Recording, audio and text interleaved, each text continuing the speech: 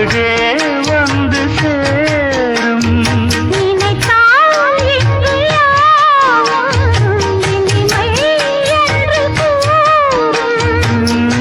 ஆஹா, இது மார்கழி மாதம் அம்மாடியோ முன் பனி